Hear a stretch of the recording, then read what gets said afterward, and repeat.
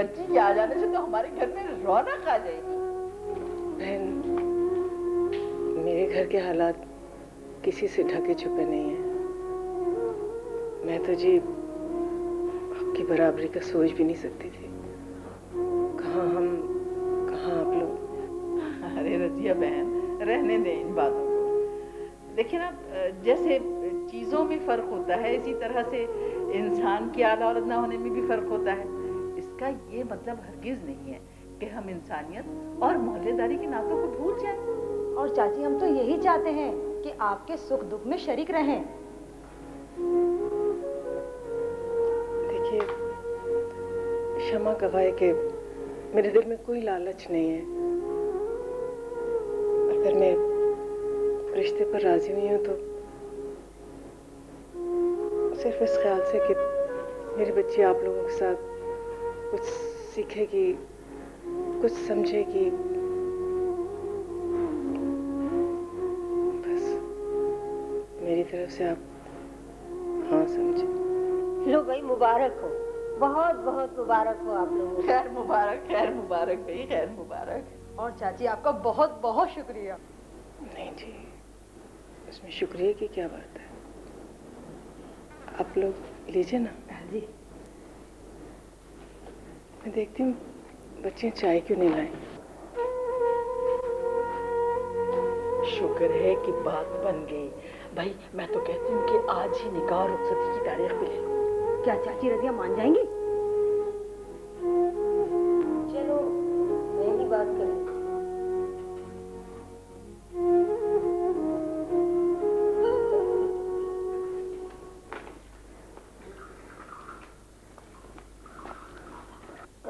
रजिया, वो दरअसल मैं ये कह रही थी कि जिस खुश उसलूबी से तुमने रिश्ते के लिए हाँ की है, उसी तरह इस रिश्ते को जरा और पक्का करो तो अच्छा होगा। जी, मैं समझी नहीं।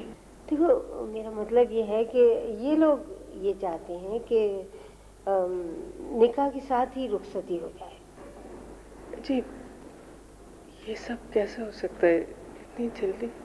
अरे क्यों नहीं होगा चाची, बस आप इरादा तो करें।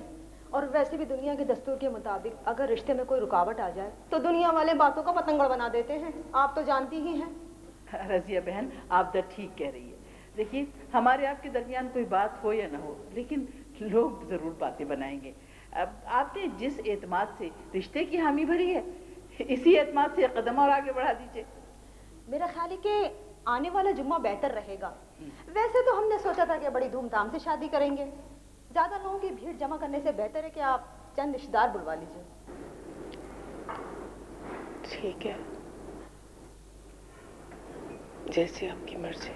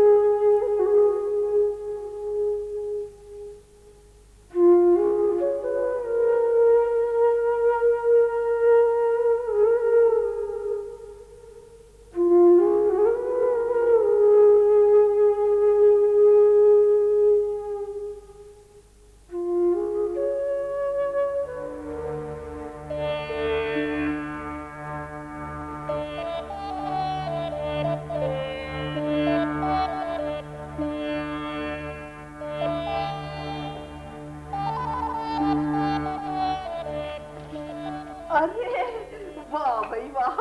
अरे आज तो हमारे भाईजान बहुत चमक दमक रहे हैं। अरे आपने जल्दी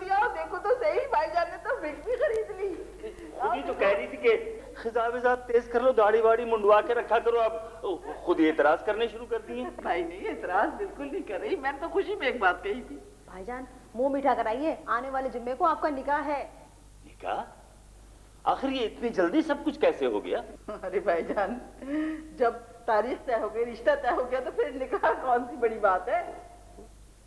तुम लोग ये इतनी जल्दी सब कुछ कर रही हो, अगर ये रिश्ता भी सही नहीं निकला ना तो मैं देख लूंगा तुम दोनों को अच्छी तरह। समझ में आई ये बात? आप तो बजाय खुश होने के डर रहे हैं। डरने की बात तो है। अगर आपको ये रिश्ता मुनासिब नहीं लगे तो आप जो चाहे हमें सजा दे लें, हमें मंजूर होगा। क्यों आपा? अरे देख लेना, शादी के बाद अगर बीवी की शान में कसीदे ना पड़े तो मेरा नाम बदल देना।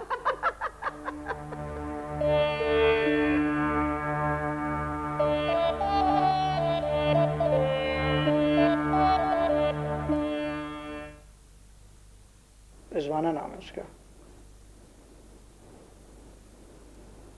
मैं उससे शादी करना चाहता हूँ। अम्मा, आपने ये शादी इनसे करा रहे? मेरा नाम है मोहब्बत, मेरा नाम है मोहब्बत।